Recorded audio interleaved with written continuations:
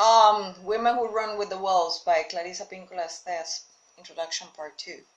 Yet it is these fleeting tastes which come both through beauty as well as loss that cause us to become so battered, so agitated, so longing that we eventually must pursue the wildish nature.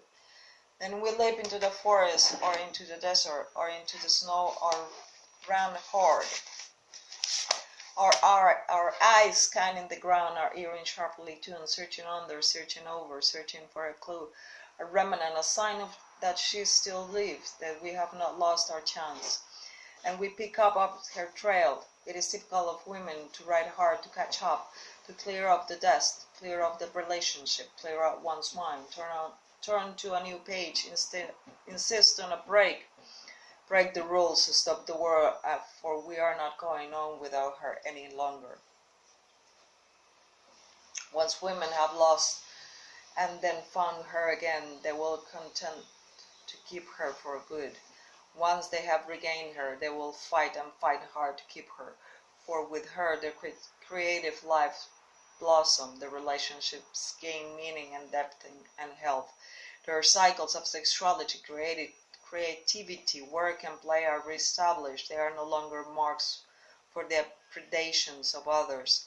They are entitled equally under the laws of nature to grow and to thrive. Now their end of the day fatigue come from satisfying work and endeavors, not from being shut up in too small a mindset, job or relationship. They know instinctively when things must die and when things must live. They know how to walk away, they know how to stay. When women reassert their relationship with the wilderness nature, they are gifted with a permanent and intellectual watcher, a knower, a visionary, an oracle, an inspiratrice, an intuitive, a maker, a creator, an inventor, a listener who guides, suggests, and urges vibrant life in the inner and outer worlds. When women are close to this nature, the fact of that relationship flows through them.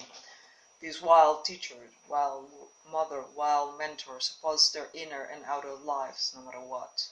So the word wild here is not used in its modern pejorative sense, meaning out of control, but in its original sense, which means to live a natural life, one in which the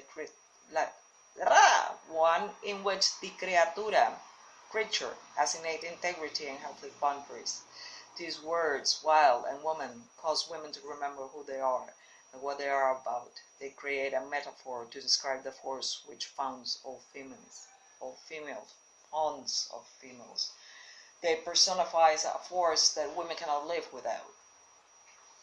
The wild woman archetype can be expressed in other terms which are equally apt. You can call this powerful psychological nature the instinctive nature, but wild woman is the fence which lies behind that. You can call it the natural psyche, but the archetype of the wild woman stands behind that as well. You can call it the innate, the basic nature of woman. You can call it the indigenous, the intrinsic nature of women. In poetry, it might be called the other, or the seven oceans of the universe, or the far woods, or the friend. In various psychologies and from various perspectives, it will perhaps be called the id, the self, the media nature. In biology, it will be called the typical or fundamental nature, but because it is tacit, persistent, and visceral, prescient.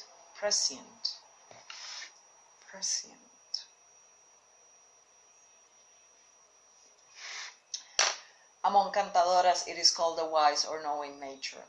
It is sometimes called the woman who lives at the end of time, or the woman who lives at the edge of the world. And this criatura is always a creator hang, a death goddess, or a maiden in descent, or any number of other personifications. She is both friend and mother to all those who have lost their way, all those who needed a learning, all those who have a riddle to solve, all those out in the forest or the desert wandering and searching.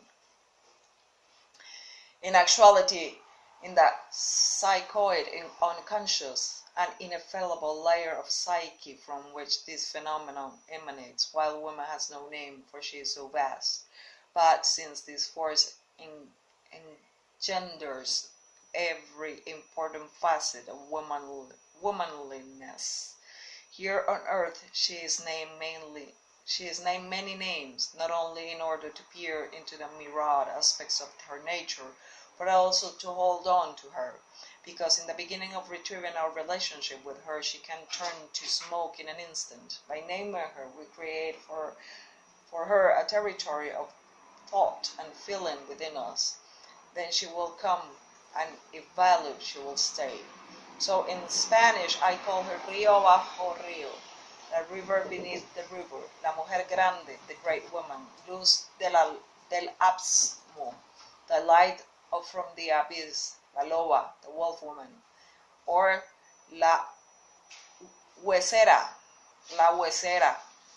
the bone woman. She is called in Hungarian Erdeben, she of the woods, and Rotzmoch, the wolverine. In Navajo, she is the spider woman. Nashye Atsa. Nashye Atsa. I'll look that up. I'm sorry. The spider woman who weaves the fate of humans and animals and plants and rocks. In Guatemala, among any other name, she is Humana del Niebla, the mist being, the woman who has lived forever. In Japanese, she is Amaterasu Omikami, the Numina, who brings all light, all consciousness. In Tibet, she is called Dakini, the dancing force which produces clearing within women. And it goes on, she goes on. The comprehension of this wild woman nature is not a religion, but a practice. It is a psychology in its true sense. Suki is sick soul, ology or logos, a knowing of the soul. Without her, women are without ears to hear her soul talk or to register the chiming of their own inner rhythms. Without her, women's inner eyes are closed by some shadowy hand, and large parts of their days are spent in a semi-paralyzing ennui or else wishful thinking. Without her, women lose the sureness of their soul footing. Without her, they forget why they are here. They hold on when they will best hold out. Without her, they take too much or too little or nothing at all. Without her, they are silent when they are in fact on fire. She is their regulator. She is their soulful heart, the same as the human heart that regulates the physical body. When we lose touch with the instinctive psyche, we live in a semi-destroyed state, and images and powers that are natural to the feminine are not allowed full development.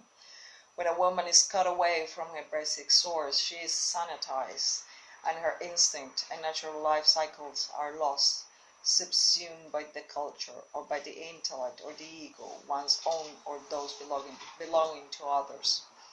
While woman is health for all women, without her, women's psychology makes no sense. The wilder woman is in the prototypical woman. No matter what culture, no matter what era, no matter what politic, she does not change. Her cycles change. Her symbolic representations change. But in essence, she does not change.